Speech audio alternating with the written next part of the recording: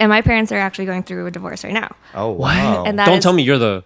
well, see, this is like when I said we were having family drama. So my dad initiated it last year. And my mom took it very hard. And I think she's blaming me for it in a way. What? Because I'm a divorce attorney. So she thinks that like I must have talked my dad into this. Or I can talk him out of it if I want to. Oh. And so and so it's me. So she thinks that I'm driving it, even though I am not. Hey guys, welcome back to the show. I'm Mario. And I'm Peter. And we're Guys That Listen. On today's episode, we have OC's best divorce lawyer, Denise Koeller. Woo! Thank you. That was a little painful, but also probably not true. I'm not the best. I'm one of the best. My firm is the best. Oh, damn. Okay. But yeah, I'm Denise. I am 33. I am a divorce attorney. I'm with Minyard Morris right now. We're probably the biggest exclusive family law practice only firm in Orange County. Yeah, that is what I do. I'm also a wife. I'm newly pregnant, first kid, and I am a dog mom. Probably my other big title, which I think you know. Yeah. You said you have a wiener dog? I have a wiener dog. His name is George. He's a long-haired dachshund. He's the world's biggest asshole, but he's gorgeous. As long as he looks good. But he knows he looks good. That's like the problem. But I don't know if you know anything about wiener dogs. They're like notorious for like having huge personalities. So they're extremely like stubborn to begin with, and they're just like little tiny humans. But you add that to him being like drop dead gorgeous, and it's just the worst combo. Egos through the roof. Yeah. Like everyone keeps asking me about this pregnancy, and they're like, "Oh, like does George know like that she's there? Is he reacting different?" I was like, he could not care less. Like, and like I'm like 110% confident that when she comes, he is going to hate her. I was gonna say. Like confident. Like he has his sweet moments, but he is not second to anything. Wow. So it's gonna be a rough transition for him. Yeah, I was gonna say it's like the jealous older sibling when the limelight's off them and on like the new That's kid. so funny. Yeah, he'll push her no matter what. He'll sit on her. He'll do anything. He will like lose his mind. Well, good thing he's small.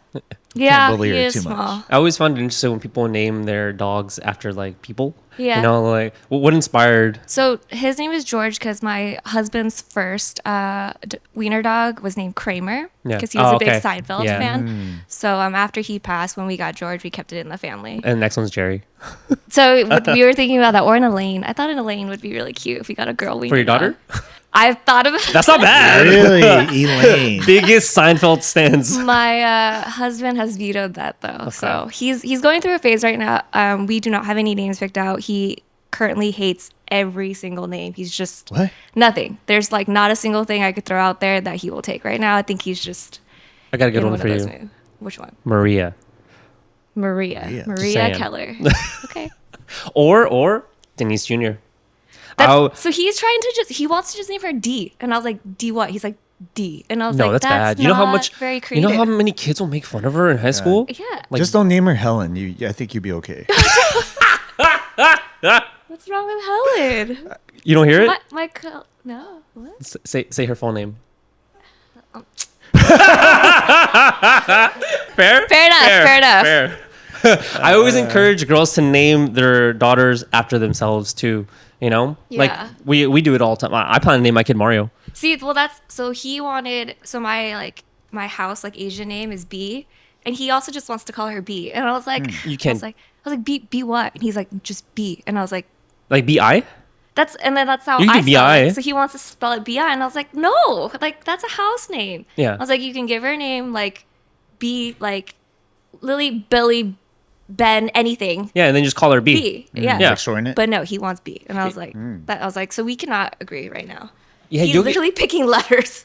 And I'm trying to get This a is name. like those weird names that people, like the artists and stuff, pick for their kids. And I'm Yeah. like, those kids are gonna get made fun of, man. Yeah. Give her a normal name and then just shorten it. Like, you know, give her like a nickname. B. know. D.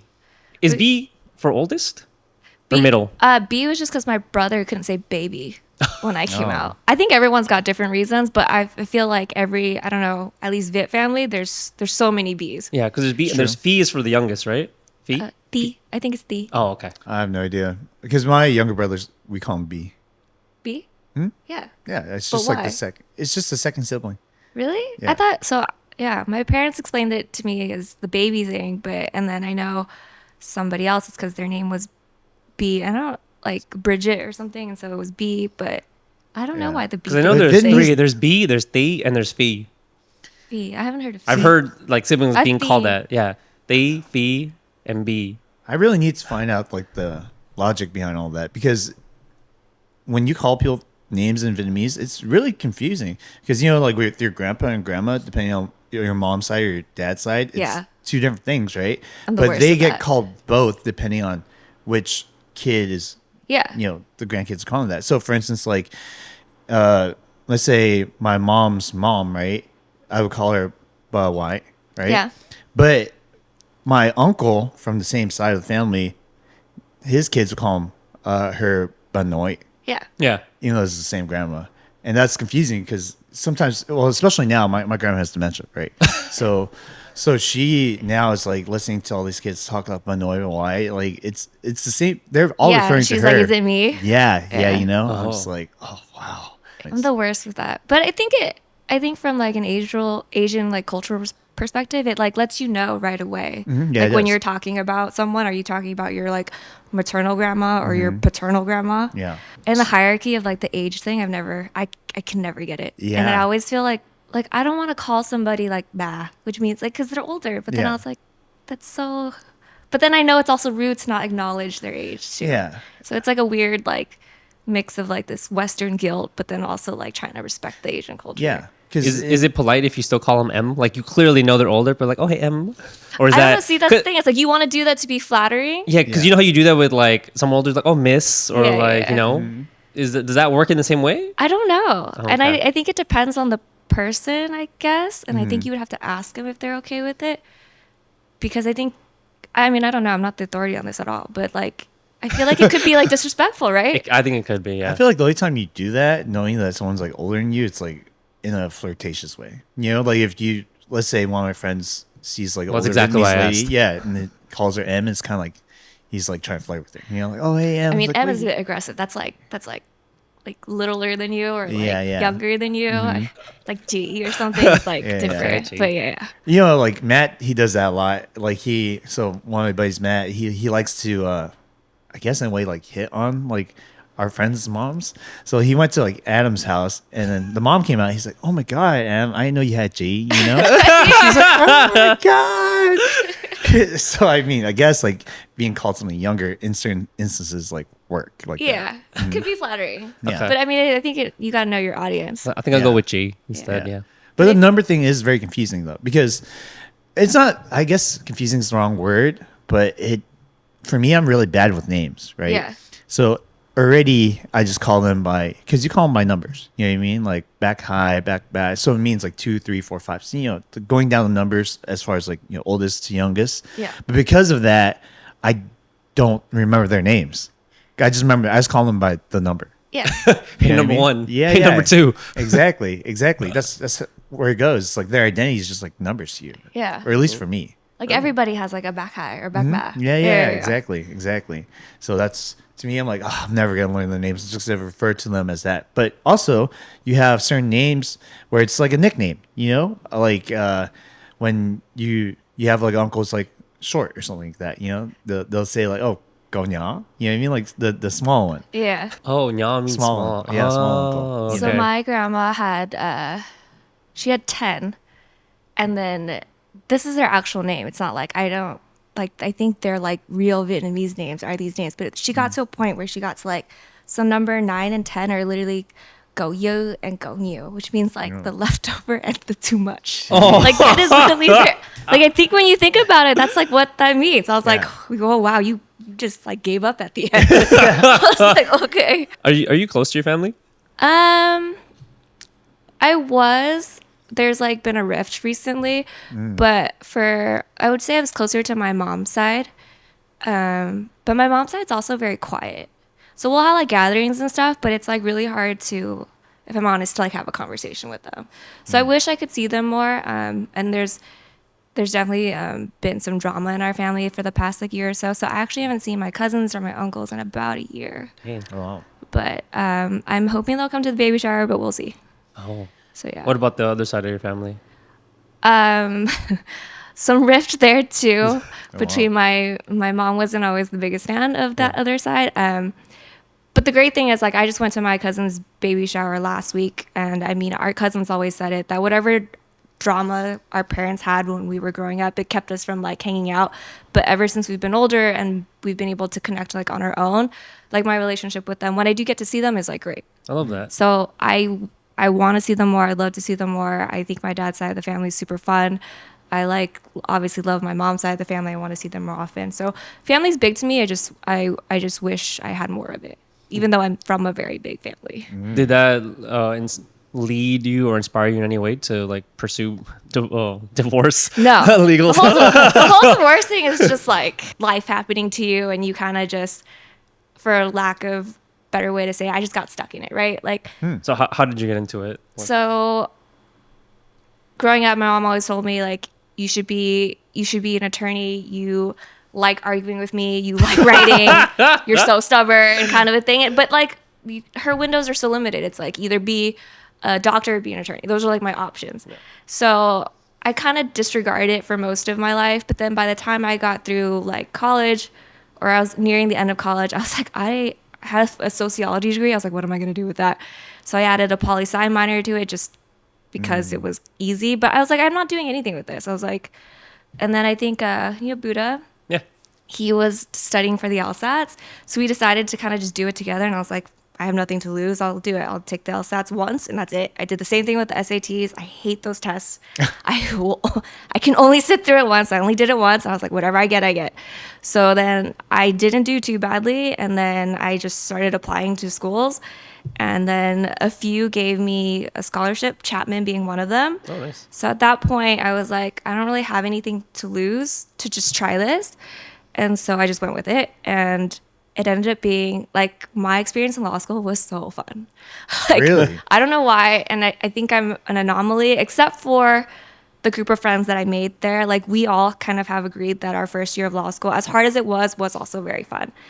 So I loved it. I completely enjoyed my law school experience. I met my husband there, still really good friends with the friends I made.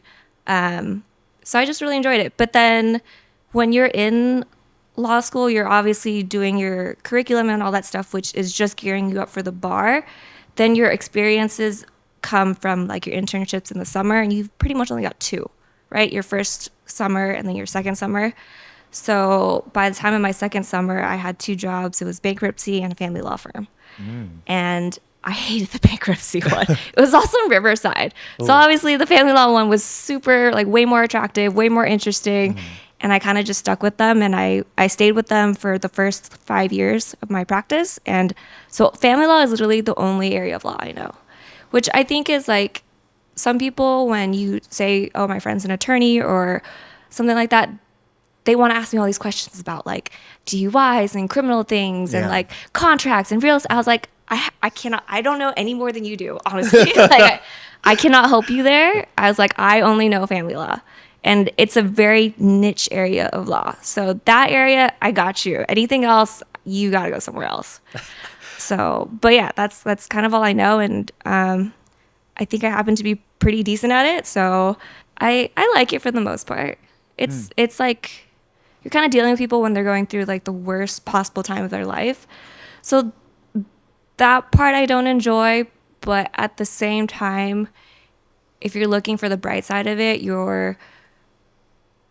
the work that you do and the impact that you have actually like impacts someone's like day to day, like an actual person's like daily life, versus like if you were doing something else and it was like a fictitious like corporate entity or an insurance company or something like that. It's like kind of far removed.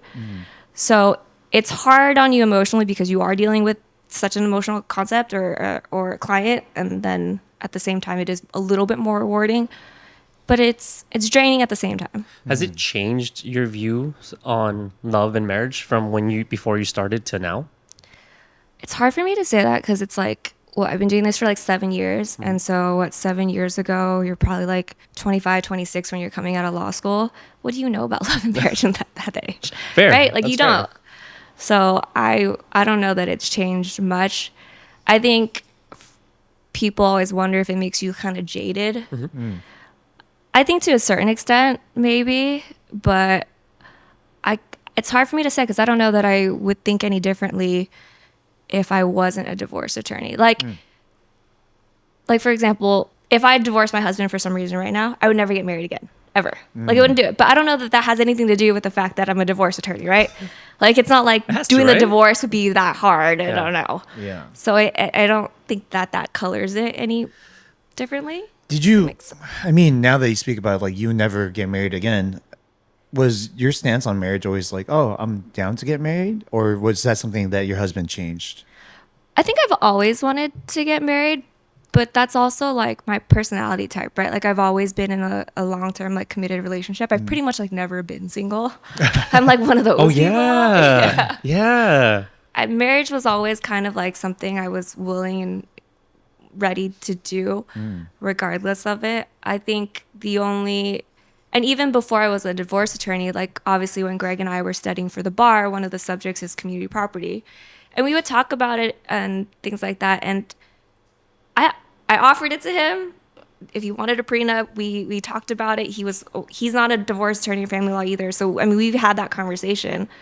So that didn't change much of anything for us either. So you guys did sign a Do you prenup? guys sign? No, we didn't. Oh, Oh, you okay. did not. Oh, No. Do you think that's important? Like, is it important to sign a prenup? Does it affect? It depends on who you are and what you have. Okay. So that's my answer to it, right? So I honestly wish that they made getting married as hard as it is to get divorced. Oh. That makes. They a lot do of not. sense. So, and at the very minimum, like obviously you can't do that, but at the very minimum, I think that it would be so beneficial for people to kind of have that conversation, at least to like consult with an attorney for like an hour or something, or to kind of just do some basic research before you get, even if you don't want a prenup, right? Like that's, everyone thinks that will solve everything. It does not. Oh, it doesn't? No. So It's still but complicated. see, it depends on what you want and what your goals are and who you are. And if you have a business or planning on opening up a business, or if you have property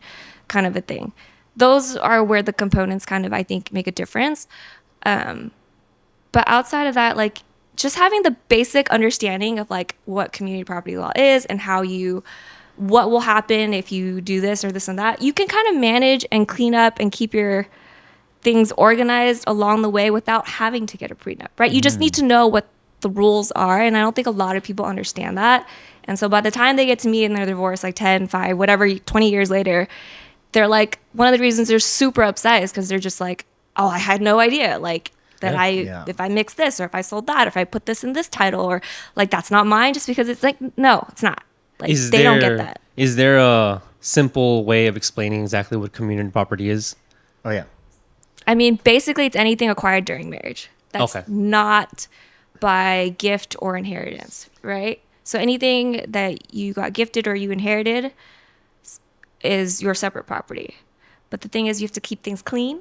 So you have to, okay, also disclaimer, I'm not giving anybody legal advice right now. Okay? Like, this is just a general comment.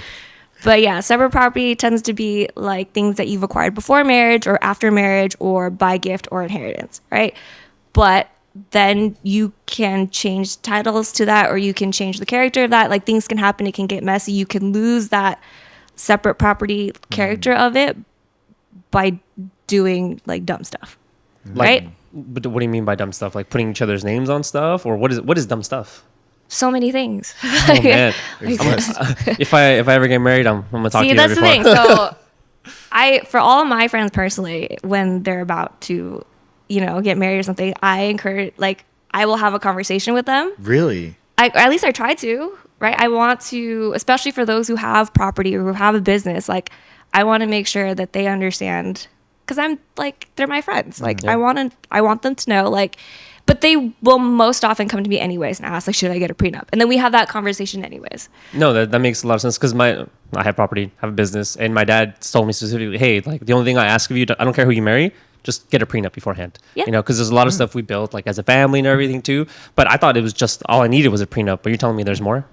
Well, you probably do need a prenup, and but even if you don't get one, you just need to understand why you wouldn't get one and what happens Yeah. from No, not I'm getting getting one one. for sure. But it also, you need to understand how your prenup works, right? okay. So it's one thing to write the contract and say this is how this goes, but if you don't follow it or if you don't understand it, I have to follow That's it why- too. That's what I was I thinking. thought it was like a get out of jail free card. no, Like, it's God not. damn. No, there are rules. There's a certain way it works. Rules Certain are always guidelines, kind of yeah. changing. You have to understand it too. Is there a simple way to explain exactly what a prenup is?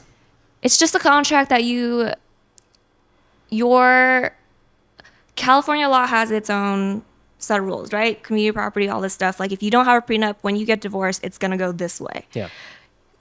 Before you get married, you have an opportunity to essentially say, it's going to go this way instead. We're going to go by these rules versus California rules for a certain, for certain subjects. So there's not much you can do with custody, and there's not much you can do with child support, right? You're never going to be able to take the power away from the state to have control over those issues when it comes to your kids. It's always going to be a best interest thing. You can't contractually do anything there. So prenups are more about the spousal support, the property division, fees, things like that. You can't really control your kids prospectively in that. And the other thing that people don't understand is that a prenup, so you can do that, you can make the contract before you get married when you're doing like an arm's length transaction kind of a thing. So you can get more done that you want to get done. Some people think that they'll just do like a postnup and they'll do I'm it sorry, after what? they get married. They want to make a contract. Like if we were married and I said you and I are going to write a contract and we're like, this is going to be what happens if we get divorced, right? You can't do that anymore. Oh. It's really, really hard. Oh. It's a whole separate different rules once you're married because California imposes this fiduciary duty on you. So you can't just start contracting with your spouse to gain an advantage or to do something like that because those contracts aren't going to be valid. Yeah. Contracts between a spouse are completely different between contracts with a stranger. That's wild. I had no idea. Yeah, I assume a lot of that happens post because people's lifestyle changes. Like they get into like a big business or like they come into some money and they're like, oh, maybe I need to, It's too late. It's not. I mean, it's not too late. That's the thing is but you should talk to somebody and you should understand if I do this with this business or if I whatever this is how it's gonna roadmap out down in the future, right? There's a way of at least understanding what you're doing while you're doing it, so that you're not just completely blindsided in the end. But I mean, I think that conversation is worth having in the beginning too, before you're deciding what to do. I just wish they would have a class about this at some point. Just people go to marriage counseling or couples counseling and stuff before they get married about how to manage their future marital relationships and stuff like that. But I was like, why not have a class on just the basic structure of your Hey, it could be a little side business. You can do it. A little side business for you. But A little counseling session for people. I can recommend you to someone or you go to my firm. But it's definitely worth thinking about. I just always thought that it's always blown my mind that it's so difficult to get divorced and it's so complicated and it's so messy, but they make getting married so easy. Yeah, I have a client who is going through a 10-year divorce. Oh. Yeah, and it's destroyed his life. It's destroyed his kid's life. It's crazy. So he had to. So I'm in mortgage. So he had to pull out money from the house in order to pay off her, portion. And she doesn't even live here anymore. She lives in Vegas. He lives out here. The kids are in their 30s now. So they were going through the divorce in the 20s. I don't know the full details, but the kids hate the mom. They don't want to talk to her. She's prolonged the divorce and the payment of her portion for 10 years. And she started charging him interest. And one of the reasons why it's been delayed so long is because she has to sign the paperwork too, because she's also part owner of the home, but she refuses to. But then she's like, I'm going to charge you for every month that you're not paying me, but I'm not signing the paperwork for you to get the money. That's nuts. Yeah, it's insane. It's insane. I was just like, whoa, what the hell? How did these people get married? It's kind of insane. And, talking about prenups and stuff like that, it seems like there's a lot of pros, right, to prenups. Are there any cons you would say? I think it's a sensitive subject for a lot of people, right? So I've seen it where it's like they'll bring up a prenup and then they'll want to do it, but then doing a prenup requires like financial disclosures between the two parties and divulging all that stuff, and like, so to make it stronger, you kind of have to be more forthcoming about everything. And if you do that, you're opening up a whole can of worms that maybe you didn't really know about that person before you getting married, like seeing all their credit card debt or seeing like all their separate property assets, and then them being like, no, you can't have that, and then being like, oh, you don't want to share that. Like, it opens up. So if you're not, I guess, confident in your relationship or secure and really transparent about that, and you bring that up, it's gonna be problematic. Wouldn't that be like I feel like that'd be pre-screening? yeah, Good, that'd be, yeah, that'd be great. but I don't know. When you say a con could be that you just don't get married. So Yeah. it depends. I don't. Or would it be a pro because then you don't have to get divorced? That's fair too. True. Right? Like, So, what do you mean you got a mansion in the Hamptons? Like, whoa. You know what I mean? I feel like when you get married, that stuff has to be disclosed. Like, oh, at least my own perspective on what marriage is like you should have as much open dialogue as you can. Like, be vulnerable, be open. You should. Be honest about everything, like your financial stuff, your mental stuff, your whatever it is. You know, like I saw this thing. Some guy was talking about he got divorced, and his second marriage, he realized that there's a girl he wanted to marry. But he has one rule. He's not going to marry anyone unless they like do psychedelics together or something like that.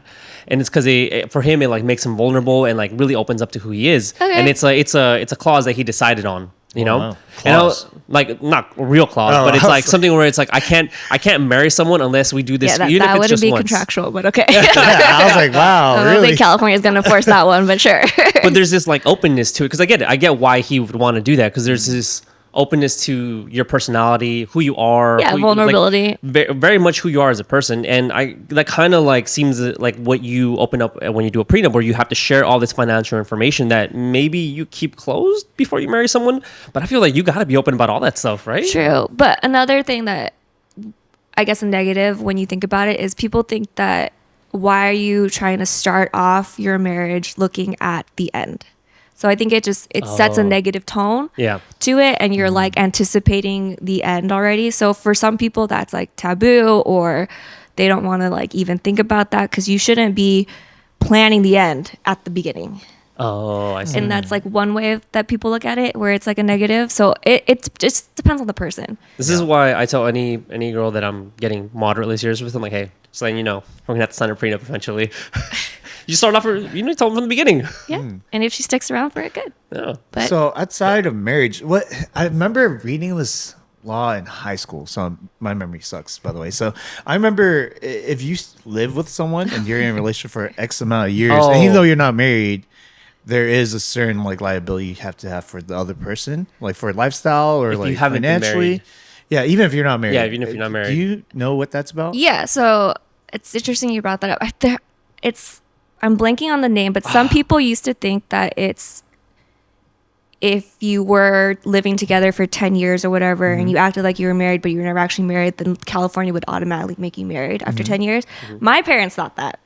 So they never actually they didn't get officially married until I was like 12. Even though they had like their wedding photos and all that stuff from like before I was born, like they were under this weird impression as well. And so then they realized that they're not actually married. So they technically got married when I was 12. But you said it in a way that I think makes more sense, where you asked about liability for like essentially cohabitating with someone and that reliance. That's not marriage, right? So that's a different assumption. So yes, it's a very narrow area of California law. They're called like Marvin actions after a case. Right. So it's more about, that's more civil and contractually based versus like maritally based or like based in the family code. But essentially it's like someone relying on you either through an oral contract or maybe a written contract or something, because you've been living together for so long and like you've supported them and they've given up it's like a rare area. We don't really do them. They're really hard to do in general, but yes, there is kind of that, but that's more of like a reliance kind of a thing. Yeah. So just any kind of like civil relationship reliance, not like an actual like marital reliance. But Because yeah. I think I heard about it. It's like you cohabitate with someone for years, and then you're like, oh well, we're not getting married. They never got married, but it helps that partner if they've been with them like, and I think it goes up. It goes something like from 5 years, 8 years, 10 years, like that. Depending on how much time you've spent with them, they're entitled to something of the property or something. I don't know. Yeah. I don't do the Marvin actions specifically. I don't know that there's tiers. I would assume that it turns on what your agreement was, right? I feel like for it to be valid, it's got to. I mean, I don't even know. I'm like just speaking out of my ass at this point. That's all right. You're the most knowledgeable one here. So, But I We'll feel like believe everything you it's say. based on some sort of like reliance and contract kind of a thing. So but that's just oral contracts in general. It's like if I told you, hey, I'm gonna go buy this house with you. We're gonna live together for indefinitely, and if you make it to year 10 with me, you can have half of the house. That's a contract. And you say, okay, yes, let's do it. Let's do it together. can't you just deny that? Be like, I never said that. Well, see, that's why these actions are so hard. Ooh. I would think so, but I mean, I don't know. I don't do them, but that's just my initial thoughts on it, right? Sounds complicated. Good thing you'll never have to deal with that. I know. Right? Seriously, they have to take care of me. What the fuck? Get it in writing. I was gonna say, you know how you said you offered your husband a prenup back then, and then he said no, right? Yeah. What was your reasoning to offer him that? And being that you guys are both in law, so you guys are very well versed in it, or at least you know somewhat of what a prenup is comprised of. But like, as far as on his end, like, why did he say no, and why did you decide that you had to propose that to him? Well, the reason I offered it mainly was because we got a house together before we got married. So there was a property issue at that point. But that house was primarily gifted to us with the help of his parents. Oh. So I wanted him to be able to feel secure that like if something happened between us, like he could really nice. have his separate property component back, like whatever his parents put into it would come out of it. And if something did happen, like we would know exactly how to make sure that he wasn't losing out on anything that his parents gave him. But I think he trusted me enough to know that I would never do that anyway. So he was just like, it's fine. So we had our understanding of what would happen anyways. And then outside of that, I did a little better than him in law school anyways. So, but we're neck and neck, right?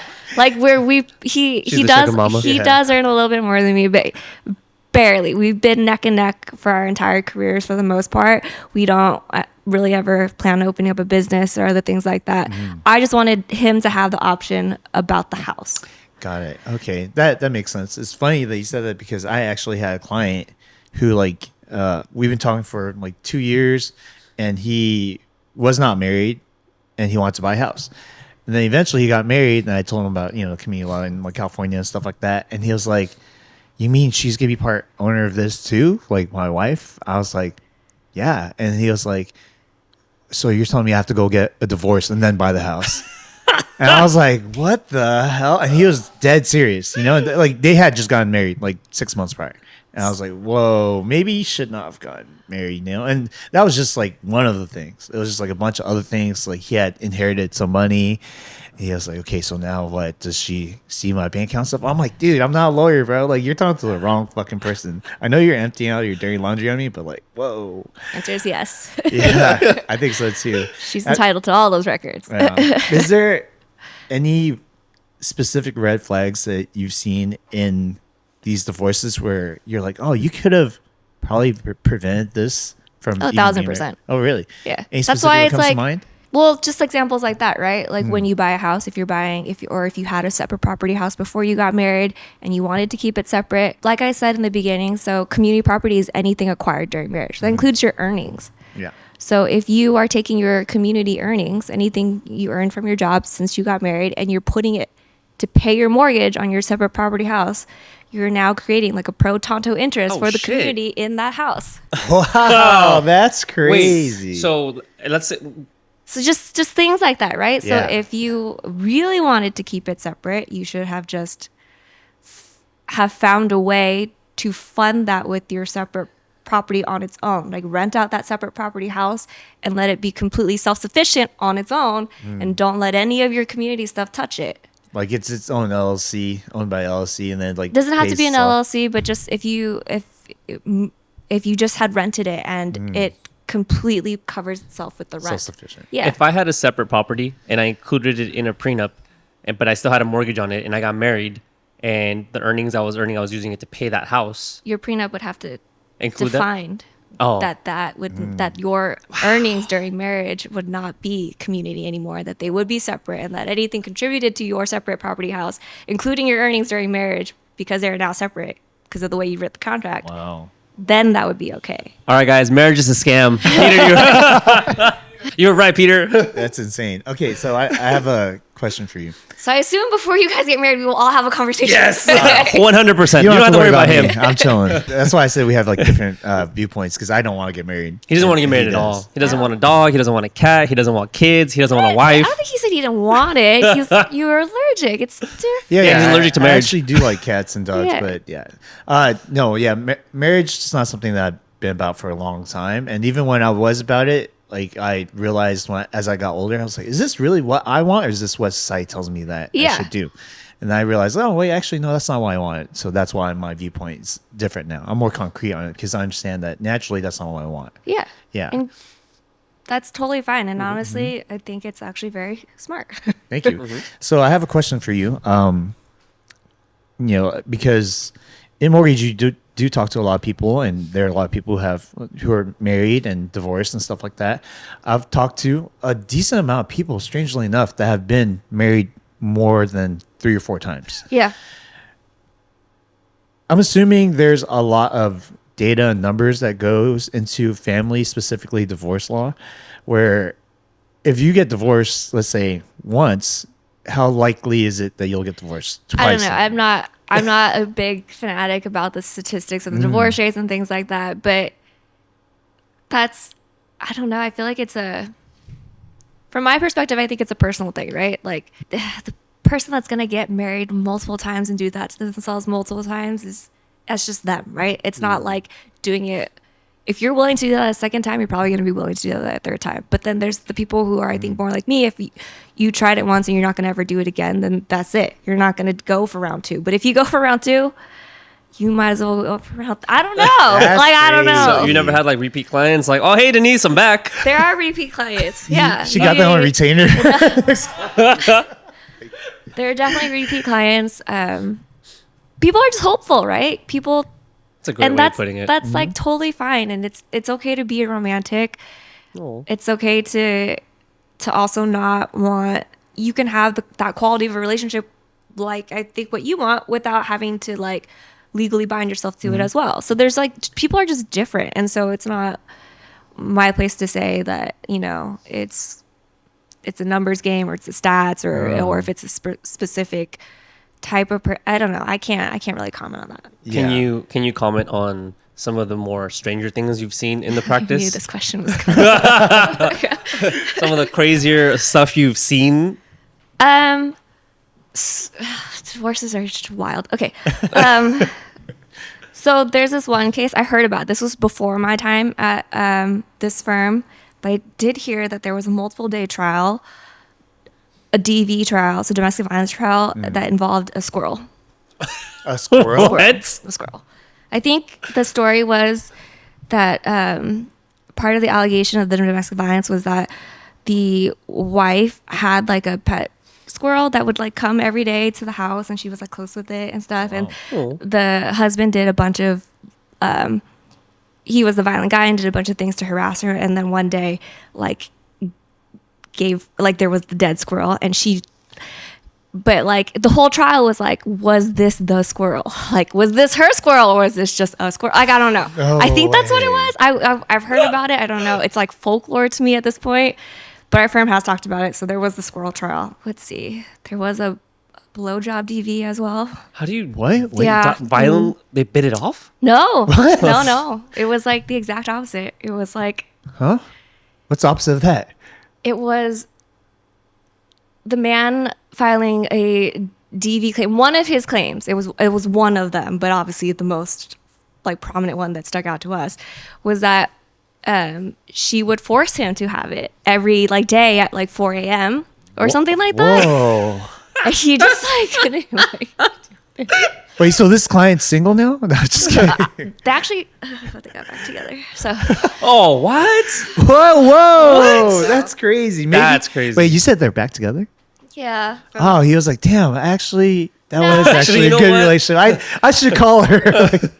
I think so. I think the story is essentially like there are infidelity issues, and she felt that like he would be more faithful to her if like he was taken care of. So she like had Oh, that to makes make sense. sure that he was like it got done Yeah. every day, so that he would like. But then at the same time, he would just be like really tired or like didn't want to do it or You like gotta go work. Wow. but he was just, and so she would just, and then if he was like in the bathroom too long, she would like call him out on it, being like, "What are you doing in there?" Like, I have to do it. Like, oh, I don't know. It was like weird. I don't know. That's crazy. Apparently, it's weird. That's See, this is wild. the other crazy thing about divorces, though, is that your marital life and your relationship is like it's supposed to be super private. It's all out. But yeah, but once you Whoa. decide to start slinging mud on paper, it's like horrifying. Yeah. Like, and so I think about that, like, I have noticed this in like my relationship with, and maybe, okay, so maybe this is the answer to your question about like how has it kind of colored my life. I've noticed like as our relationship has progressed, when I get mad and stuff now, I just like, I will just ghost my husband. I don't say anything. I don't write anything. I just like will not do anything because like in my head, I'm always thinking like, Protect yourself. like what? like I see no these like all these confrontations and all these like text messages between them and emails and things that people are fighting about, and I'm just like, this is so ridiculous. And it's just like I'd rather just not. So I just like I will shut down personally, or I will just like ghost my husband for the time being until we can calm down and that's it. Because I just like I do not want to be another story. No paper trail. Yeah, and then that's You don't it. want to be a statistic. So I noticed you mentioned like texts and emails. Yeah.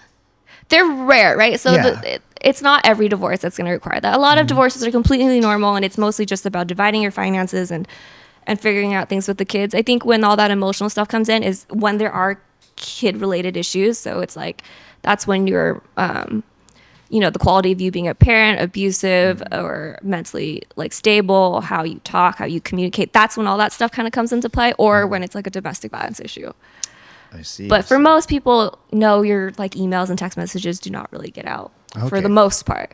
But if you are going to make a stink about all the little stuff, then yeah, it's going to come out. So I'm curious, what would you say in your perspective is the number one reason for divorce? Oh, I can't say.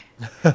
Like There's not like one there's thing no- that's very polarizing that's like, oh, infidelity is like a big one, something like that. Or finances. Or is there just so many reasons? Sure, Infidelity is fine. also like it's obviously huge, and that's like super emotional for people. Mental health is another one. Oh, really? really? Okay. I would say that. To what degree are we talking about? People who are just depressed, they're schizophrenic, So when it's mental health, it's other things like also like alcohol, like because alcoholism and drug abuse and all that stuff, it kind of ties in with the mental health thing. So it's just that obviously affects your ability to parent, that affects your ability to, be a partner to your spouse and all that stuff. So once that starts deteriorating your relationship, obviously that will break down if nothing is done about it, especially if it's like repetitive and it's just a cycle. Then at a certain point, someone will break one way or the other, whether that's through like an actual violent episode or just like you've worn them down and they can't do it anymore. So that's pretty common. That has nothing to do with infidelity. Maybe they're tied to each other, maybe not. Others, it's just people have grown apart. But yeah, if you're making me think about it, I would say either probably the infidelity and the mental health. And then outside of that, just abuse. Oh, I mean, mental health is new. I didn't think about that at all. Because you correlated with like alcohol and all these other things that might lead to, domestic violence also and infidelity also, right? Because, Yeah. when do people do that? Usually Yeah. night out and stuff like that. But I'm just thinking about in terms of like how things have changed now. The reason why I brought up infidelity is because I imagine is probably a lot more prevalent now than it was before. Because let's say when we were kids and stuff like that, there was no DMs. You know what I mean? there was no what's that the cheater website?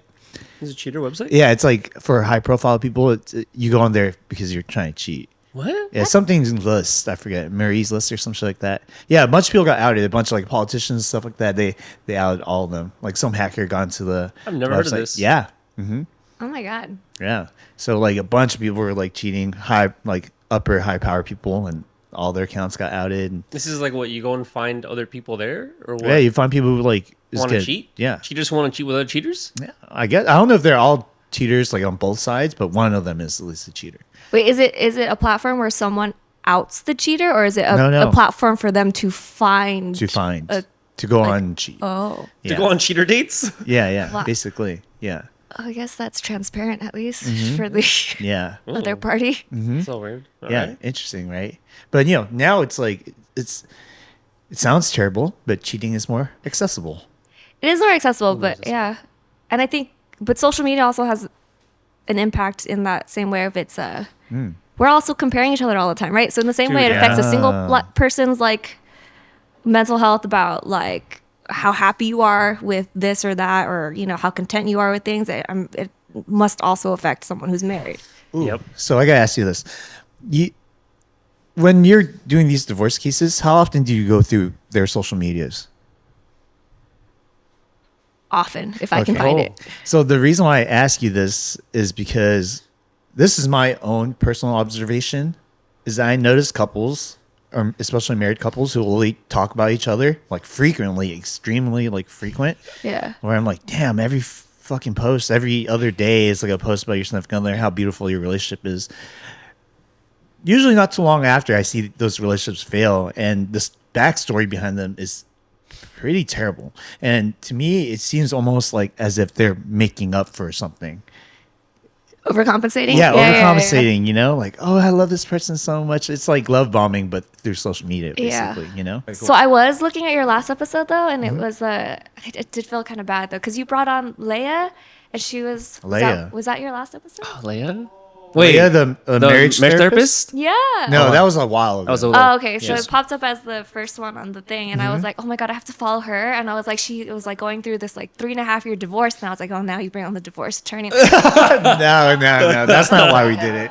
Our like last Leia. episode was Justin. He has kidney failure. Yeah. Oh. Yeah, he's like going through dialysis and like just like figuring out how to navigate life having like that illness. With only having one kidney. Yeah, he only has one kidney. Born well, he wasn't. See, that part of the episode confused me because he was like, I was born with one kidney. But No, then he he- said that he got removed when he was 9. Yeah, but when he said it, he said he was born with Oh, it. okay. That's why I was like, huh? Wait, so what? But anyways, yeah, we were talking about that because we were talking about. I think we're talking about a lot of things that relate to our age now. Yeah. It's like people are getting sick, people are getting divorced. Yeah. So those are topics that we talk about and how to like navigate those conversations. Because we have a friend who like recently got divorced. Oh yeah. And yeah, like that stuff is crazy because he tells my parents are divorced, right? My mom is twice divorced, so like I understand divorce from lens of a child, right? Yeah. Or someone who's like but to hear him say a lot of the things where I'm like, oh, I could have told you that, you know what I mean? Even though I'm not gonna get married, I don't advocate against marriage. I'm just like, if that's what you want to do. By Yeah. all fucking Yeah. means, that's your fucking thing. You know what I mean?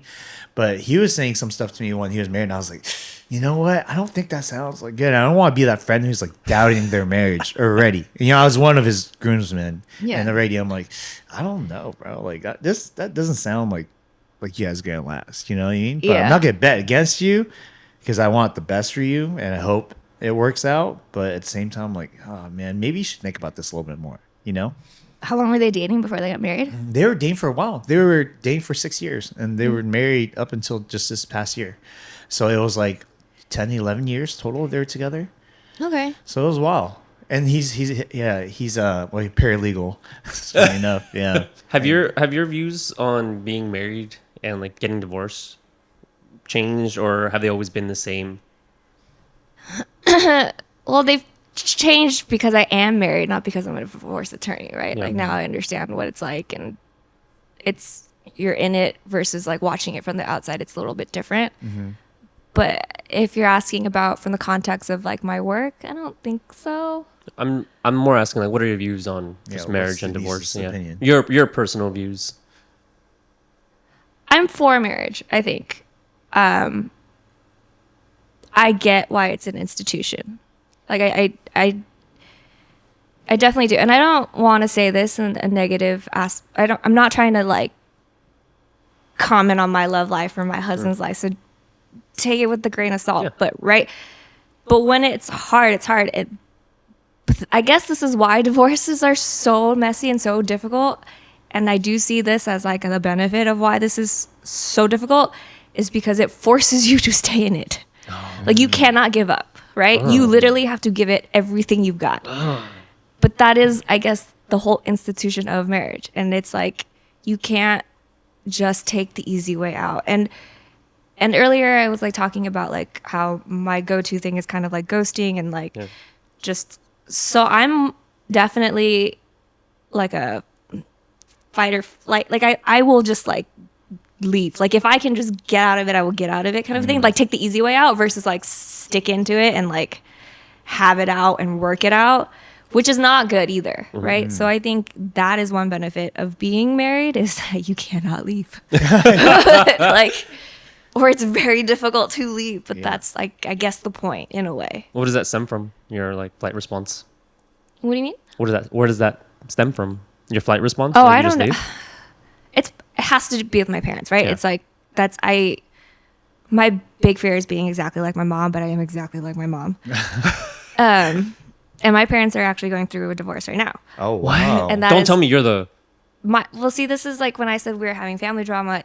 So my dad initiated it last year, and my mom took it very hard, and I think she's blaming me for it in a way. What? Because I'm a divorce attorney, so she thinks that like I must have talked my dad into this, or I can talk him out of it if I want to. Oh. And so and so it's me. So she thinks that I'm driving it, even though I am not.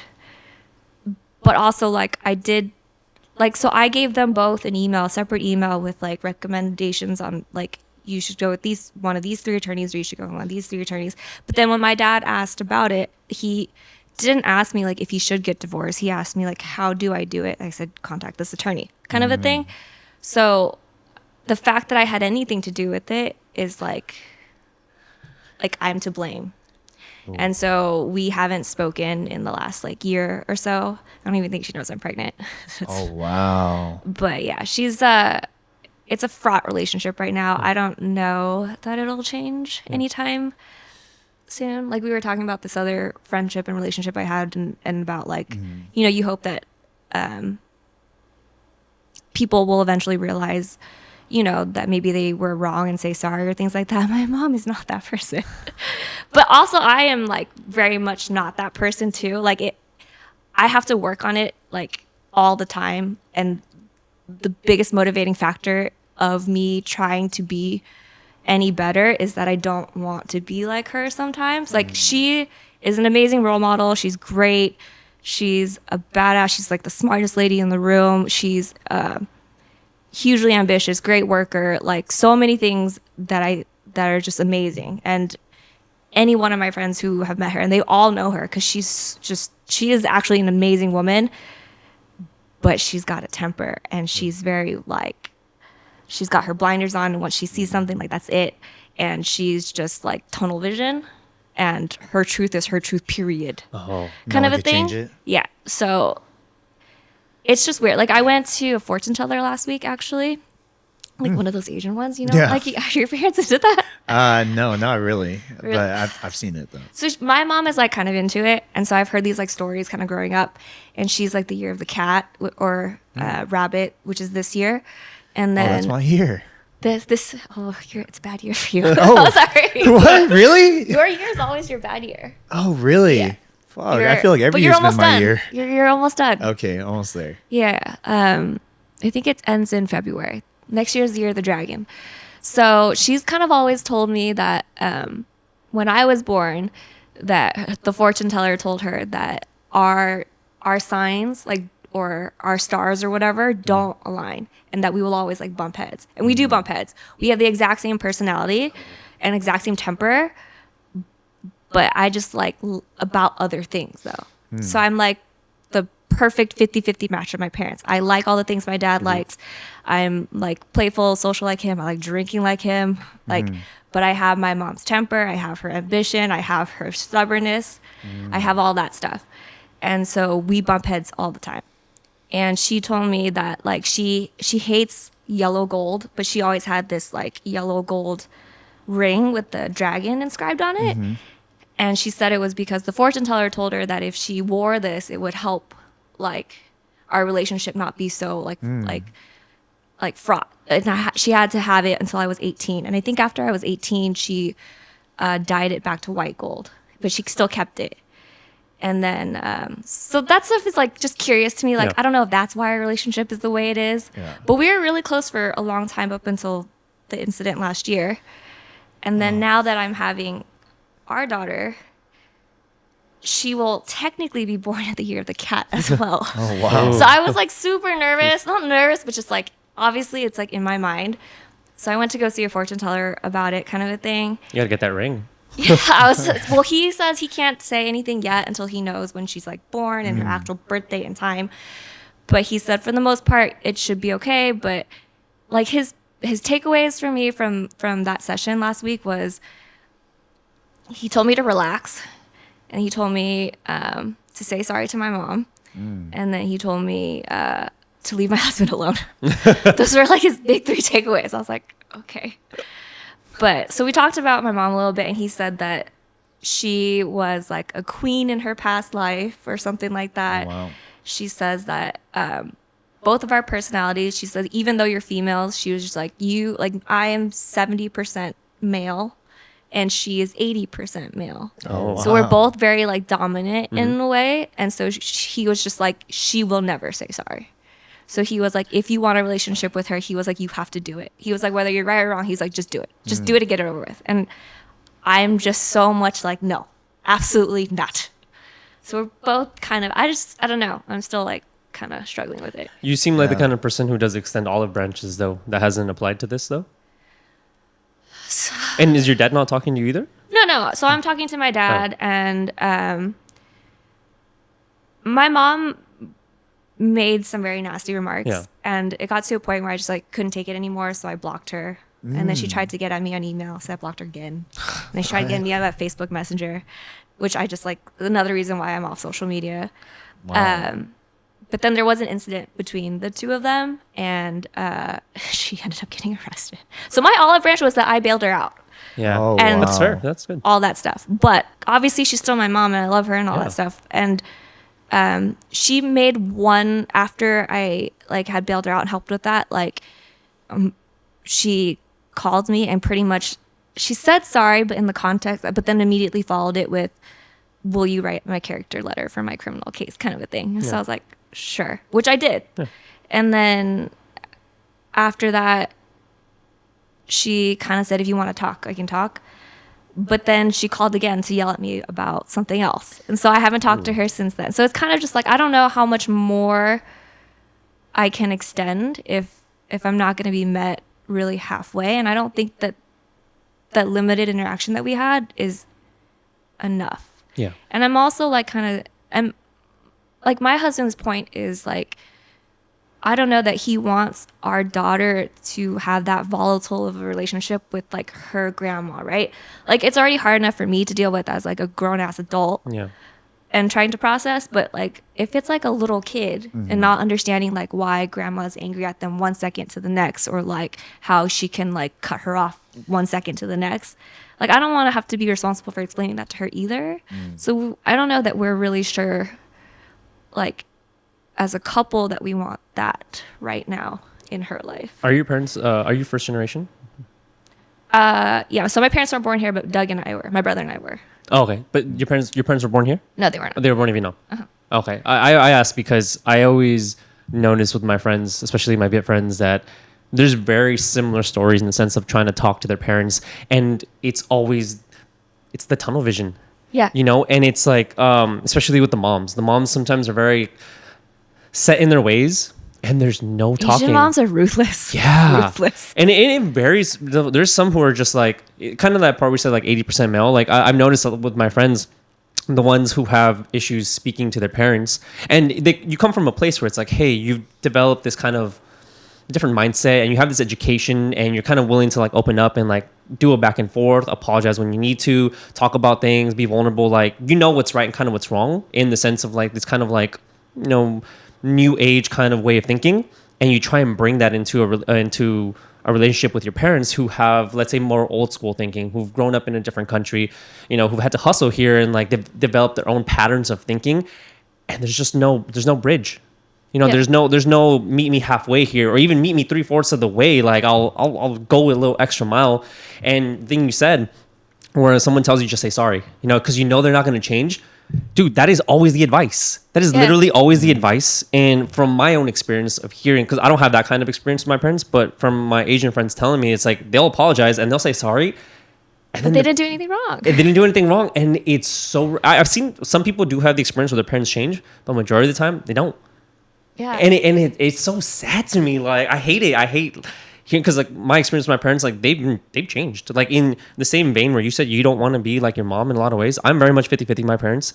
And the things about my dad, I never wanted to be like that, and I've done my best to not be like that. But they've managed to meet me in certain things, like, oh, okay, you've been willing to change with the times and with me. But when I hear my friends tell me, and I'm like, and I try and give advice. I'm like, hey, like, go try and open up, try and do this, try and do that, and it doesn't work. And I feel at a loss to say, like, what do you do next? Like, how do you reach out? What's the next step in trying to? Because there has to be a next step. You have to eventually kind of like try and fix that relationship. Yeah. One, for yourself, but two, for your daughter too. That makes a lot of sense. Like, I would understand why your husband wouldn't want your grandma, like, your mom to be like part of that life. But there is that, at least for me, like, I'm like, maybe she'll change with like, having a grandkid. And that's a lot. I know that's a lot. It's so, you would think so and you would hope so. But you would also hope like the things that she said, like, it's still mind blowing. Like, that's what my husband said. He's just like, I can't imagine that she would have ever said something like that to begin with, and to do it multiple times. So it's kind of just like, there's no like expectations. Like, it's just like anything could happen at this point.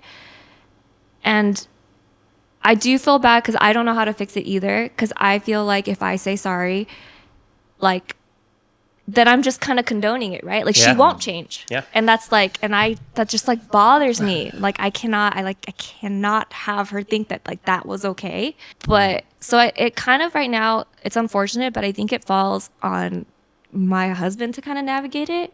And so he is the only one who's like kind of, she's so petty. So she starts to himp on you.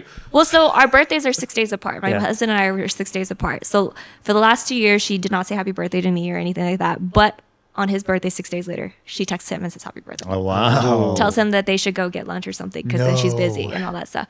And so he is like annoyed about it because that she's being so petty, because he understands it at the same time. But then he also like is still sweet to her because he has a lot of respect for her. And he also wants to mend it somehow.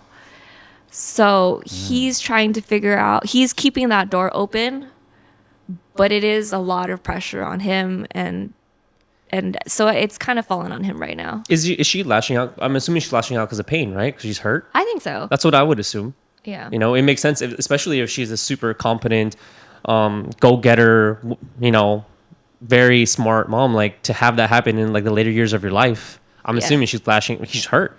My overall opinion about it is that I think, like, especially that generation, like, this is maybe overgeneralizing it, but I think that like all of our like tiger moms and all that stuff, they're fucking fierce, right? They're like super confident. They're like these crazy amazing women, and they're smart. But I don't know if it's because of the cultural aspect or whatever. I do feel like they're just not as emotionally developed. Yes, that is exactly like it. Intellectual, like actual book smart intellectuals or street smart intellectuals, Yes. one thing, but your like emotional intelligence is like a different thing.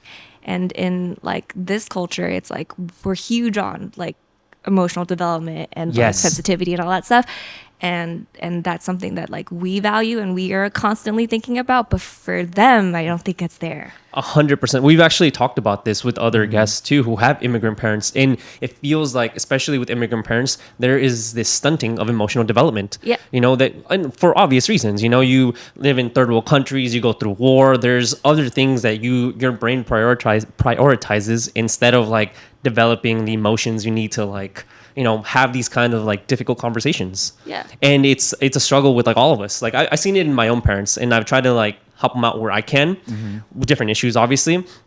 But I notice it with all the immigrant parents, and it's just the thing. And for me, it's like, would you guys ever consider like going to therapy together? Like, would she ever be willing to do that? So yeah, 1,000% would. I think she needs to go to therapy on her own. Yeah. But together, fine. I'm totally for it. I'm like, and I think her suggestion was she wanted to go to a mediator, Yeah. which is not therapy based, right? That's Yeah. like argument based. Yeah. See who's right. Who's So wrong versus- it's like, fine, whatever. I like honestly like don't care. I would do it if she was willing to do it, kind of a thing. But I don't. Yeah, I really don't know when I think about this Because situation. It's like hard. there's this taboo, at least, especially with our last guest, and a lot of my Asian friends tell me about like mental health. Sometimes like if you have some kind of mental health issues, or even like saying you need to go to therapy, there's this kind of weird taboo on it. Like, no, we don't do Especially that. for Yeah. mental. Like, I mean, one way of thinking about it is, I was trying to explain this to someone else once, but I feel like I'm not going to overgeneralize it Yeah. and say it's an Asian thing, but I know specifically with my mom, the way that she views mental health and all that stuff, and like your emotional maturity, it's being emotional is a luxury, right? So when you're coming from like a not like that Vietnam's like third world or anything, but when you're going through like harsher struggles, like your brain capacity, your muscle capacity, all that stuff is like you have to be so much focused on like other things. You just got to get through it. Yep. Like you can't complain. You don't have time to be depressed. You just gotta fucking get through your day, like make the money, survive, feed the kids, all that stuff. And it's like you don't have time to like Be sad or yeah, depressed. you don't. Like that's a luxury, Yeah, right? being depressed is a luxury. Like that's how I think that she feels about it, or like how and maybe how people in general feel about like when Asian cultures are kind of like a mental health is like you're weak. Yep. It's like I feel like it's a sign of weakness, Yep. Oh, I think which I at don't least- agree with. Yeah, by the Yeah, way, same. but at least for Vietnamese people, and just speaking on my own experience, like maybe if we're talking about feelings that are more negative in the way that's like soft, like depressed or sad, then they would view it as like weakness, because you have also the other negative emotions like anger, right? Yeah. Which they don't view as weakness. They actually kind of use it as like a strong point to them, Yeah. right? Where it's like, I'm gonna yell over you, right? Yeah. I'll be more aggressive. Oh, yeah. But that's also like a negative thing. They just don't use it They in that just don't. same Yeah. light, Yeah. right? Because they use that as like maybe fuel or ammunition to whatever they're trying to, achieve. Yeah. Right? Whether it's like leaving a country and building a new life, they gotta have like that chip on their shoulder where like, oh, I gotta That go out. fire, Yeah, right? that Yeah. fire, Yeah. And in a way, it's like you're kind of forced to, because imagine, I say this all the time.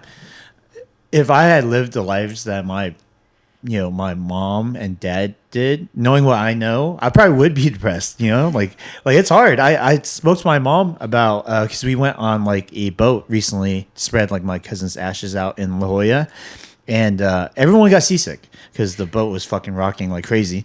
And my mom wasn't really seasick at all, and she was like, "Oh, it was way worse when we came over here by boat, right?" And then during that time, she was pregnant with me, and she had told me in that boat, there's like the lower floor, which it was just jam packed full of people, and the upper floor, which she was one of the few people up there because she was pregnant. So it means that she wasn't where all the throw up and all the feces was, but at the same time, she was out in the sun every single day, just constantly being sunburnt, Yeah. And my mom, like I could tell, generally is a very soft person, but because of the life that she had lived, she has to be tough about certain things. You know what I mean? It's really hard for her to, like, if she were to be born in the time that we were born here, she'd be a different person, slightly different person. She'd be more open and more vulnerable about certain things. Yeah. It's really hard for her to say that she's like sad about things, but I can tell. It comes out in different ways. So same thing, how it's like, oh yeah, if someone says they're depressed or show that they're sad, it's like weakness, but then they're obviously lashing out and throwing a tantrum, Yep. and that's also very, very bad and toxic too. It's so crazy. You get to this age where you see sometimes your parents like arguing or lashing out or whatever, and I'm like, holy shit, they're throwing a tantrum. Like this adult ass human being is throwing a tantrum. Acting They're like a not child. able to, yeah, they're not able to process their emotions, and they're lashing out verbally or whatever way. And you see it, and it's like when you get to see your parents as, you know, real people, like there's that kind of like idea you have of them as being like invulnerable or invincible or always right as a kid. You know, they're your caretaker, Yeah. your protector, your guardians. But you get old enough and you're like, you see their flaws, you see their mistakes, you see like who they are as people, and you realize, I'm like, damn, there's stuff that they're not like dealing with. Yeah. There's stuff they're not able to like, you know, internalize and like kind of heal. Yeah. And it, to me, like it's been one of the things that I'm like, can I help them? Like, am I able to like help them get to that level? Like, what can I do? You know, as being someone, for me, like I'm the oldest, you know, I feel like I have responsibility to take care of my family, especially with what I've learned, with how I've helped heal myself and become a better version of myself. And I'm like, can I help my family do that as well? Can I help them take that step for themselves? I think a part of it is that the kind of person that they were or still are is what got them to where they are now. And for them to change that is to say that that person is wrong. And that's really difficult, you know? Yeah. Obviously, times have changed, right? You're not on a fucking boat from Vietnam coming here anymore, you know? Like, you don't need to be this hardened person. But it takes a lot. Takes a You know, lot, it's dude. similar, I'm sure, with your mom, like being a person who's very ambitious, smartest person in the room. For her to be like, I'm sure just to even hear about divorce, like, whoa, does that mean that I did something wrong? Is that why it's not working out? You know what I mean? Like if I'm talking to you, like if I admit that I'm wrong, that means that something that I did before that got me to this point of where people view me as ambitious and smart is not 100% correct. I feel like that's a tough pill to swallow for a lot of parents. You know, one thing that especially for Asian parents is that, or my parents specifically, they don't know how to say sorry. You know what I mean? Saying sorry means that you're wrong. But you also, know? like, I think just culturally too, that like divorce is like not okay. It's yeah. more, it's like getting more, I think, of a thing. I'm not sure about whatever the statistics are and stuff, but I just know in general that it's like pretty rare for our parents' generation to begin with to even like get a divorce, right? It's super taboo. It's super like it's a very negative thing, and I think that also has something to do with it. It's not something that neither of them were equipped to process. I think on top of like it's a big emotional like situation for anybody in any context, but also I think for like the Asian American context. Yes, I think specifically Asian Americans too, because I've talked about this with Mario. I think if my parents stayed in Vietnam, they probably would have not gotten divorced. You're right, yeah. Not to say that they'd be happy. They'd probably be miserable. Exactly. But they would not have gotten divorced. You know, and another case, which I've talked about on this podcast too, is my grandparents. Like, so that's my cousin Vin. My grandparents, my grandma wanted a divorce from my grandpa. Yeah. They're like, I don't know, in their 80s or something like that. It's crazy, right? And this is kind of like a funny story because you know Mario knows the story, but like my grandma developed like dementia, right? And during this time, my grandpa had cancer. Well, my grandpa got cancer first, and you know we went to go see him. He was like on his deathbed, and then he was like, "Well, if I'm gonna die, I'm just gonna die with my family." So he went home, and eventually he got better. Right? This is really weird. He's supposed to die. He gets better. He's in a wheelchair, and then you know a year later he's like walking on with a cane, and now he doesn't even need to use a cane. He's like carrying groceries. I'm just like, what the hell? And my grandma, she was like, I don't want to even be in the same room as him, which is why she wanted to get divorced. But because she got dementia and she has a hard time remembering things, she goes back to a time where like she doesn't feel that resentment and hate towards him, where they kind of like are coupley again, right? Really weird. And the only person that has all that free time to take care of her is him. And now he's healthy enough to like kind of be around her. It's like a weird irony. It's very strange. It is very strange. Yeah. You know, like I'm not saying dementia is a good thing, but you know, maybe there's some pros to it. You know what I mean?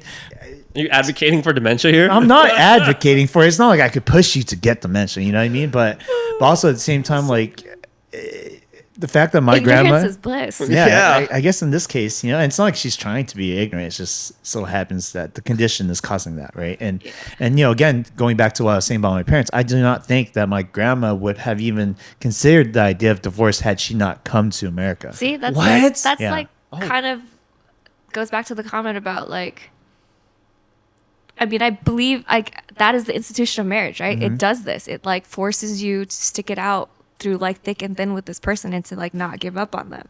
Like, but because divorce is kind of an option and such a prevalent option, I think for a lot of people, it's like changing the game of like relationships and things like that and how you view that stuff. But yeah, and and maybe that's why it's so hard for my mom to process this too, because it's just like that's probably why she blames. I don't know if that is. I'm just guessing, right? Because Yeah. this is what I do for a living. And so now I've made it so available to my dad.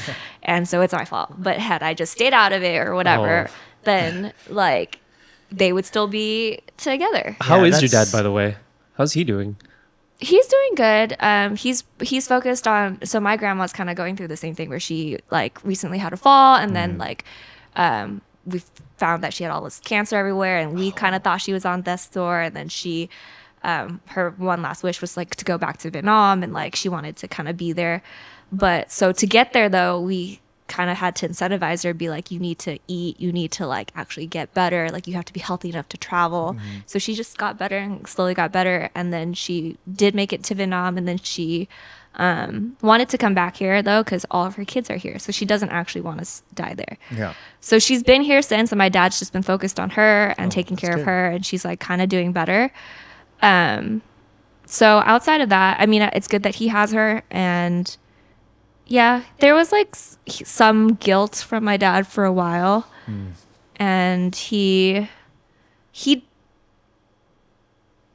it's a sad situation. Yeah. It's not necessarily what he wants, but Yeah. the way that their relationship is, I think he realizes it. It's like it is really toxic, and they're both at a point where they're like 60. I think my mom's probably 58 or 59, and my dad's like 62. So they've still got a decent way to go, right? Yeah. And I don't want either of them to be miserable and to make each other miserable. Yeah. So Yeah. if they can find happiness elsewhere, I think they should, because they clearly have not been finding in each other in this entire time. And I think my dad's finally realized it at this point that that's where it is, because he's always loved my mom, and I think he still loves my mom. He just like, but he cannot. He Is doesn't want to live the rest of his life like Is that. he like softer, more? My dad's very soft. Okay. Oh. It's always. My dad's so sweet. I don't know why it is. Like, is it always? I always see it's like the I don't know what the word is, but it's like the assertive Vietnamese woman with the soft Vietnamese guy. Yeah. And that's so many of the parents, like of like my friends, like parents, it's always like that. Really? My Yeah. my parents are not like that. My not dad yours. is like the assertive Yeah, one. your dad's the My assertive mom's one, like yeah. the softie. Yeah. And very similar, you know, when my parents were going through the divorce. And this is what I have to say about that situation, right? Like my parents went through, it was like an 8-year separation, got divorced around like when I was 16. And very similarly, like my dad blamed me for the divorce. And one of the reasons why was because like eventually when my mom finally left, she actually asked me, she was like, should I leave? Yeah. And, you know, being like a 15, 16-year-old, I was like, I think you should. I was like, I don't think you're happy. And I don't think this is good for either of you guys. you know? Exactly. Yeah. But then my dad, you know, held a little bit of resentment towards me for a while because he was like, you're the reason why we're not together. But I'm Because like, you could have talked her out of it. yeah. But also in my head, I'm like, yeah, I might be the reason that, you know, because maybe they would stay together if I didn't say that, right? But I'm also not the not reason. maybe not. You know, I can't You're the really. scapegoat. You're Yep. not Yeah, the yeah, reason. I can agree with that. But what I'm trying to say is, I know I'm not the reason why they were unhappy though. Yeah. You know what I mean? Like whether they stayed together or not, being unhappy is like a totally different conversation. That's on them as their relationship, you know, and the issues that they had to take care of. But I mean, I think now, I think the main difference between what you're going through and what I went through, which is why it would be hard for me to give you any kind of advice. I don't think I'm in a position to, anyways.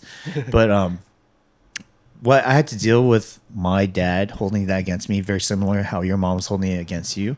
It took forever for me to get into a healthy relationship with my dad, for him to understand that I'm not his enemy. I'm not here to make you unhappy. I wasn't there to destroy your marriage. Yeah. I actually love you, and I did it out of the fact that I do think you guys are better off, you know, not together. Yeah.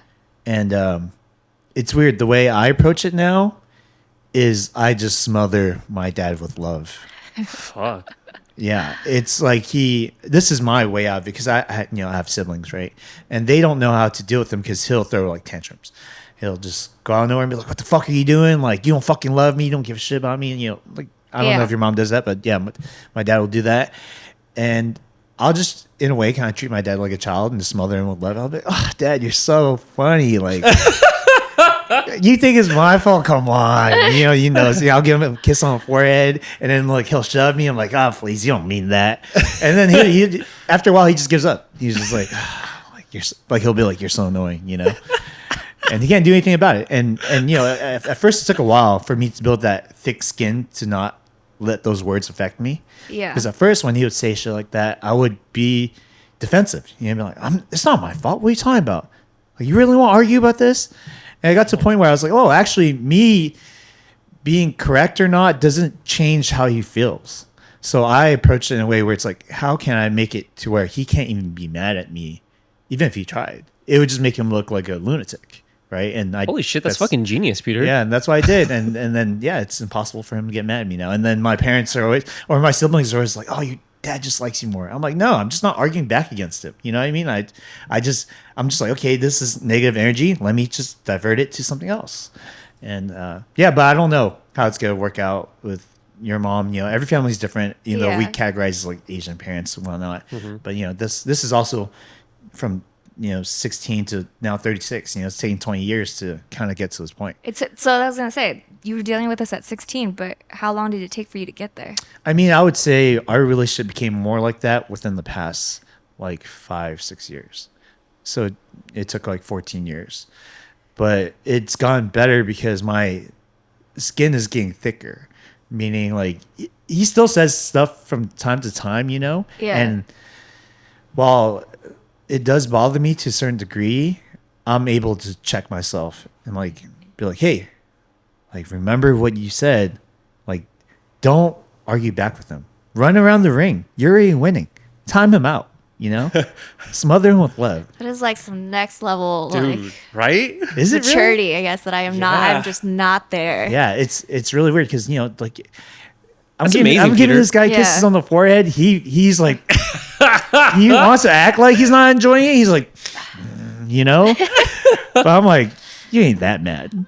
Like, don't lie to yourself. You're not that mad. You're forcing yourself to be more mad than you really are. Does he still hold any resentment towards you at all? Like, I'm sure maybe with certain triggers, it might bring it back up, but it's rare. It's not nearly as common as it used to be. that makes me really happy where it's like, Peter comes from a very broken family. Like, there's a lot of shit that's happened to him.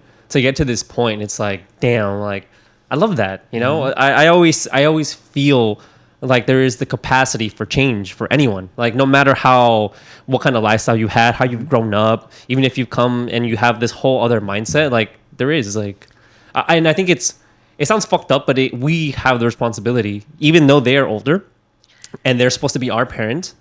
There's just stuff where they're so emotionally stunted where it's like, we have to be the ones to like, the bigger person, extra mile, reach out. Yep. Even when they fuck up, like, okay, let's see how like I can like work this out. Like, same here, like, tire them out, do it with love, like, choose love. 1,000%. I understand that my mom's just looking for someone to be on her side, right? Like, she just wants that.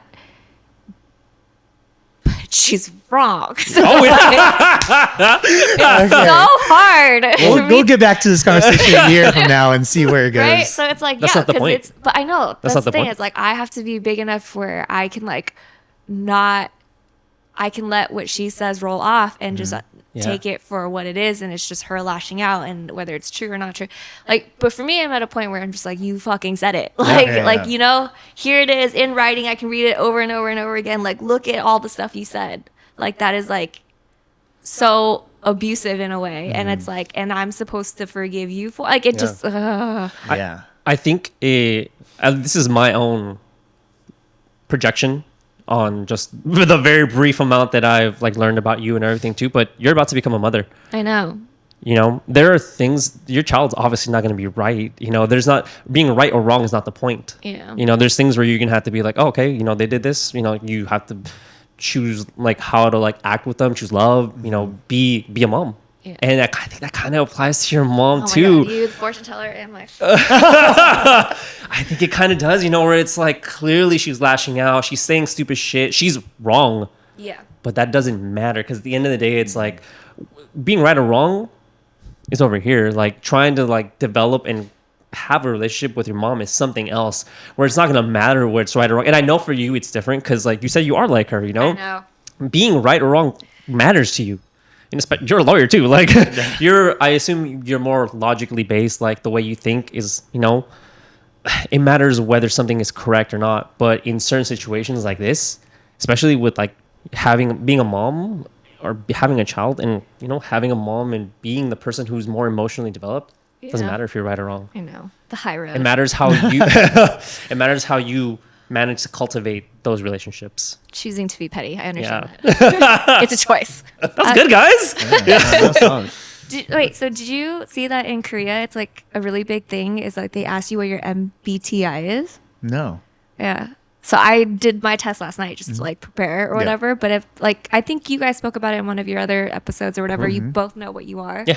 But it's like a big thing there. They ask about it and they're like super into it. What's In yours? Korea. Yeah, in Korea, it's Oh, like a thing. interesting. It's like a icebreaker. It's like a point of conversation. It's like, yeah, it's like a big thing that they're super curious about. Wait, what's your MBTI? I think I did it yesterday. It was like IST, the J? the logic one. Yeah, J Okay. or whatever. I need to You're- like read up more on it. You're I'm not probably like like super. ENTP or something. You're It definitely was. It was. And then it changed. I recently Yeah. did it like a month ago. It's changed. Oh, Yeah. so wait, what are you? I forget. You're, I have you're it on my always E phone. though. You're Huh? for sure always E. E? Besides E. the bigger person, Oh. apparently. He's an extrovert. I am INFP. What is that? Introvert something. The mediator. Huh? Yeah. Okay, Mr. Isaac. So I should say sorry. But that's interesting. Korea. Well, I guess I'll see this time. Since it's just me and like one buddy going this time. So like Where are you going with? with my unc. Oh, okay. So I'm gonna make it a thing to like Yeah. interact with people, the Yeah. locals and stuff Don't like get that. Make trashed. friends. I don't think I will. You should. I wish I could get trashed. No, I mean, I mean- I'll have time for it. You know, it's just 3 'cause more right- months. Yeah, because right now I'm like on the sober. Because then you have to breastfeed too. Oh, you need to breastfeed too. Yeah, and then I'm like super nervous because I don't have the Asian glow. I don't know, if, but But your my- husband does. No, my husband told me so many times. He was like, "If you had that gene, we would never have been together." And I was like, "Okay, alcoholic." But no, he's right. My mom's side has it where they like can't really process the alcohol and stuff. So my brother gets super red and things like that. So I'm just like so terrified that she might not have You the like that? gene and like any little thing is because it's technically poison. It is. Like when you It don't is have the poison. gene, it's like you're literally Yep. poisoning yourself. Yeah. On top of like alcohol being bad in general, but like I don't know, I'm like too freaked out to try that on her. Yeah, I mean that's far down the line, anyways. Yeah. so figure that out. And I feel like the new generation now, the alcohol's not really as prevalent as it used to be. Here, I think Oh, in I disagree. general, I think people drink more now than ever. you're talking about younger people, like Gen Z, and I think all younger? people. I Really? mean, I think I mean, the trend seems to be that people are like all that non-alcoholic beer and like Yeah. like Yeah, non-alcoholic- mocktails and stuff like that. mocktail. Yeah, I think it is more socially acceptable to not drink lately. yeah. I heard we there- have a subculture in Orange County of drinking. There's like a drinking subculture. I'm sure, but there was like being in events and stuff. There was like a survey, and they asked like a bunch of venues, and like alcohol sales are down like by 70%, Oh, like at venues and stuff. And then literally, I would read because they all comments. pregame outside. Yeah, I would read comments, and they would say certain things like that too. Like one, it was like, "Oh, drinks are like more expensive now than ever. Some people don't feel the need to drink." You know, Yeah. There's like a combination of things. A lot of because I think when you go out, a lot of it is like pressure. Yeah. Yeah, I mean, I think like- it depends on the age too, because now I've gone to the age where like, and especially my friends who know me, they don't even ask. Really, when I tell them I'm not drinking, they don't even ask why really anymore. Yeah, Mm-hmm. but I think like 5 years ago it'd be like super weird, right? Oh yeah, of course. Like- And I think that's what's trickling down to the new generation. Though. It's like just it being okay for you not to drink, right? Socially acceptable. When you ask like, "Hey, not drinking today?" Like, no, No. yeah, Yeah. it's not a big deal. But honestly, I'm one of those people who I would like if I would ask why. Yeah. Like I shouldn't, but I would be like, oh, why? I think it just depends. I just too. need to. I probably need to stop. I mean, I think it depends though. Like if you don't know the person well, Yeah. then I can see why asking why, and maybe during different situations too, right? Like let's say we all go to like grab dinner after this, right? And then you don't eat. I'd probably be like, why are you not eating? You know what I mean? Same thing as like you're at a bar, like why are you not drinking, right? But if Yeah. you're telling me like, oh, you've been fasting or you ate early, I'd just be like, all right, cool, like not a big deal. yeah. Yeah, it There's just no takes knowing judgment, that. but it is, yeah. it is interesting when you do know someone who has a history of like obviously a lot of the people we meet out and things like that, and you're used to seeing them in that environment. And then when you catch up with them again and they're not drinking, it's kind of just like, oh, did something happen?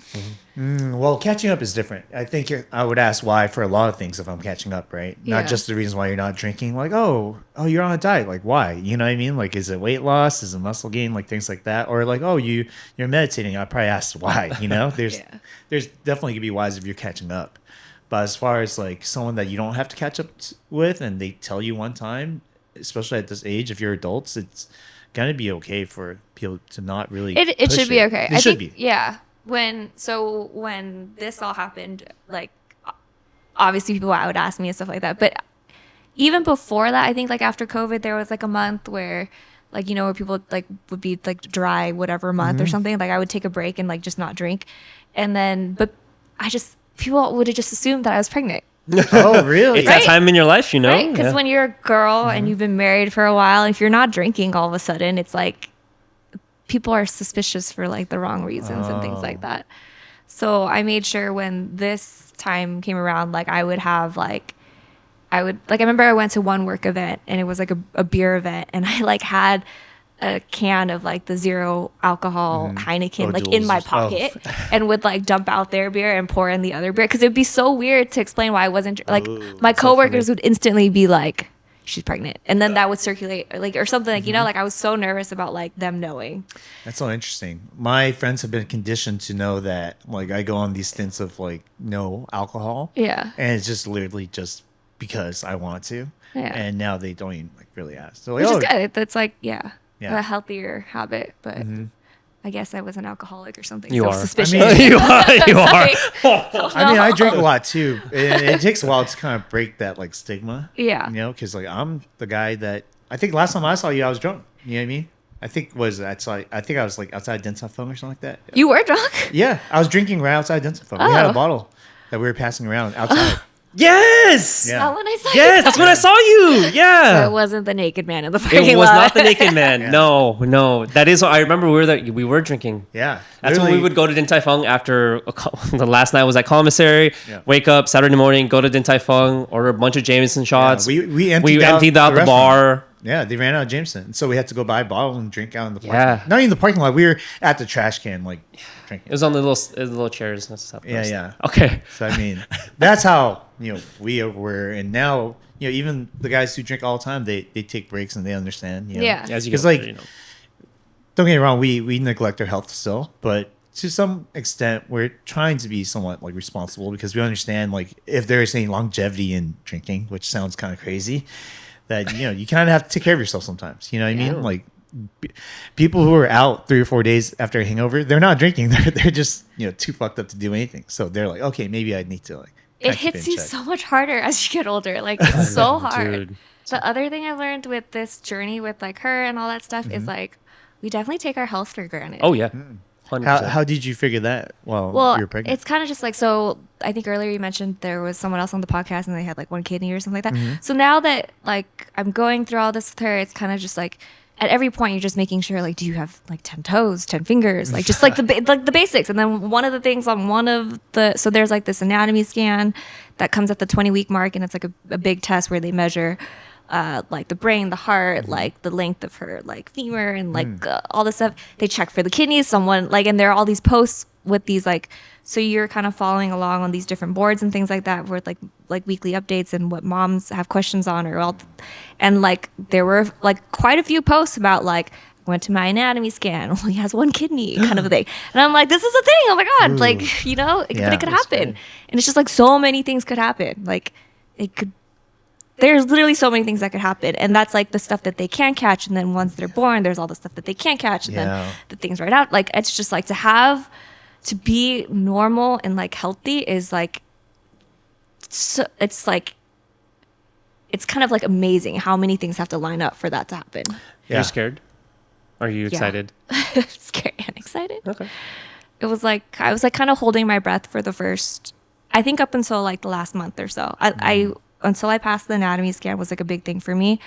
And then also because I wasn't that big and I had no symptoms in the beginning, so I didn't feel pregnant, I didn't look pregnant. And then when you do the IVF process, for the first, like, from week 6 to week 12, you're getting like weekly ultrasounds and you're going into the doctor every week. So we could see her and we could see her every week get bigger. But then once you graduate from that, you're just on a normal cycle. So we don't get to see her anymore. And like, I was just always wondering, like, is she there? Everything's okay still. Yeah. If you go and you do a workout and you're like breathing really hard, like sounds morbid, but like, did I kill her? Like like you're just like, I don't Yeah. know. Like what, like so many things could go wrong. Yeah. Like, was she missing oxygen for that like half a second that I couldn't breathe and like all this stuff. Yeah. And like, so now that it's like, she's like, I'm bigger, I can see it and like, I can feel her kicking. It's like great. And when I can't, like, so throughout the day, if like I can't feel her, then I would get like a little A little nervous. paranoid. But yeah, it's like, You're gonna do great, Denise. you. Little Maria Koeller is gonna come out great. Little Helen Keller's. Helen Keller. I cannot believe I didn't. No one has said that yet. Oh, really? I'm That's great. surprised. You That's can call her H. You know. first thing I Yeah, thought of. I'll suggest. I'm sure Greg will jump on that one. Hey guys, welcome to the lightning round, where we ask our guests some rapid fire questions. Denise, are you ready? No, but I don't think that's the point. All right, it's pretty difficult. Okay. 3, 2, 1. What's your favorite color? White. Oh, that's weird. Oh, your It's the husband. absence of. Your Oh, okay. husband. Oh, yeah. True. Favorite food? Vietnamese food. Okay. What dish? I really like bun uk. I like anything smothered in fish sauce. I like anything that's the vehicle for the fish sauce to get inside me. That's One of my friends tells me that Vehicle. yeah. Get this one of my friends tells me that Vietnamese the Nook mom is what makes Vietnamese people so crazy. Yeah, that's salt. I think it's, it definitely has something. It like preserves all of our anger or something. If you were a DJ, what would your DJ name be? DT. Okay. Super easy. If you could change anything about yourself physically, what would it be? I was just taller. Me too. Who is someone you would want to have a dinner with, dead or alive? I'm obsessed with this one K-drama right now, so this guy's all I can think about. Which one? His name was Rowoon. Okay. I don't know. He's so cute. Yeah, K-dramas. When was your first kiss? Stefan, Rob, and I was a sophomore in high school. Oh wow. Yeah. Another half white guy. Half white, half Mexican. Yeah. At least there's a Latino there. When was your first heartbreak? Also him. Oh. Yeah. What's the hardest thing you've ever had to do? Stay married. I'm kidding. Not law school in general. Law school is fun. It was passing the bar. Okay. Yeah. What's one thing you hope for your daughter? That we will have a good relationship. Okay. And then my last question for you is, what is one goal you have for this year that you want to accomplish? I would like to see something slightly different happen in my career. I don't know what it is. I just feel like I want to make a move somehow, not say stagnant, with my firm still in the same way, but just I want to make sure I'm continuing to develop somehow. Okay. What is one thing that you struggled with this year that you're hoping to improve? My relationship with my mom. What is one thing that you found yourself optimistic about when you were younger that you're not so optimistic about now? I guess my family life. I think I took it for granted that I would be able to, get married at a certain age, have kids at a certain age, and blah, blah, blah, and knock all that stuff out. And then I think this journey with having to do IVF and stuff, it wasn't obviously something I had anticipated at that young age. What would you say is a non-negotiable in a healthy marriage? Affection, Oh. What is your love language? acts of service. And do you think love is necessary in a marriage? And that's hard to answer. In a successful marriage, like you can be married and be miserable. True. It's still marriage. True. So in a successful marriage, yes, but for marriage, no. Okay. Partnerships don't necessarily require romance or love or commitment. It could be so many different reasons. Agreed. And for my last question, the person that you were before you were married and the person that you are now that you're married, what is the biggest change? I don't know how to put this in a non-negative way, but not less hopeful. I think you're before you get married, it's super blissful, and then I think and I don't necessarily know that it's the marriage aspect so much as like just being with someone, and the more you go through, and I think we've had COVID and like fertility issues and jobs and all that stuff. It's kind of just there's relationships take work, and I think you kind of take that for granted in the beginning. It's just there's so much work that has to go into it, and so much of trying to be the bigger person and trying to understand somebody else. So that part of me, I think, is changing and is different than who I was at the start of it. And I hope it keeps changing because it's not going to work if it doesn't, right? But yeah. All right, guys, that concludes our lightning round. I want to say thank you to our great guest, Denise. Thanks Thank for you so having much me. for coming on. You're amazing. No, you guys are amazing. I was just telling Peter that this is an interesting format because I think I'm used to like the attorney-client privilege bubble, and this is the exact opposite where it's like super public. But you guys do this like on a weekly basis or Yeah. episode basis. You're sharing a lot, and there's so much to be vulnerable about. Yeah. So Thank you for being vulnerable and sharing too. Yeah. Like it takes something to do that, you know? yeah, thanks for having me. Is there anything, you want us to find you, your dog? Still off social media, but if you wanted to follow George, you could follow him. It's at Weenie George, WEINIE George. His Instagram is on. I haven't been posting, but I probably will soon. You can see what a horrible big brother he grows up to be. And then if you want to find me at my firm, I'm at Minyard Morris. So you can easily Google that. I want to say thanks again for coming on, sharing everything. It's been really fun and very insightful. Now I kind of want to tell all my friends who are about to get married to, maybe get a consultation beforehand. Book a session. Yeah. Okay, let me just give a caveat here. Minyard Morris does not do prenups. We only handle the aftermath there, but we can refer you to somebody else who does a prenup. Okay. And I just want to say thank you to everyone watching. Make sure you guys like, comment, and subscribe. Let us know what you guys think about this episode. And remember, live fast, eat ass.